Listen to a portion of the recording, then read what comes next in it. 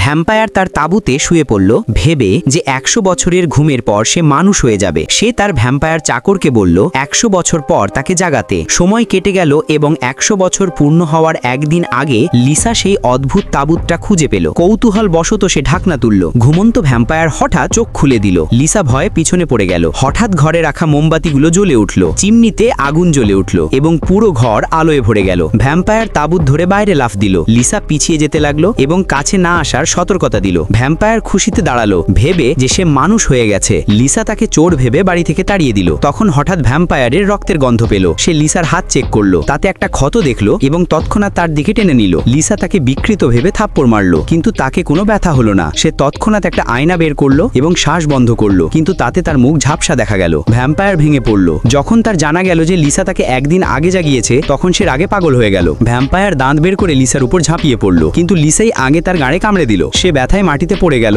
এবং অজ্ঞান হয়ে গেল। লিসা দৌড়ে কাছে এলো, দেখলো যে তার নাড়ি চলছে না এবং বুকে কান লাগিয়ে কোনো ধুকধুকানি পেল না। লিসা ভ্যাম্পায়ারকে হাসপাতালে নিয়ে গেল, কিন্তু অনেক চেষ্টার পরও ডাক্তার তাকে মৃত ঘোষণা করলো। লিসা ভয় পেয়ে গেল। তখন পাশের রোগীর রক্তের গন্ধে ভ্যাম্পায়ারের মনোযোগ সেদিকে গেল। সে ক্ষুধায় ছটফট করছিল। ডাক্তার চিৎকার করে উঠল যখন ভ্যাম্পায়ারকে জীবন্ত হতে দেখলো। লিসার অনুভূতি নিয়ন্ত্রণের বাইরে চলে গেল। ভ্যাম্পায়ার তার পিছু নিয়ে বাড়ি পৌঁছে গেল। সে লিসাকে দোষ দিল যে সে তাকে তাড়াতাড়ি জাগিয়েছে, কিন্তু লিসার বিশ্বাসই হচ্ছিল না যে সে ভ্যাম্পায়ার। ভ্যাম্পায়ার মুখ খুলল, কিন্তু তার দাঁতই নেই। সে নিজের জাদু শক্তি চেষ্টা করলো, কিন্তু উঠতে পারল না। লিসা তাকে বোকার মতো দেখলো, কিন্তু তার চোখে ভ্যাম্পায়ার নিজের স্পষ্ট প্রতিবিম্ব দেখতে পেল।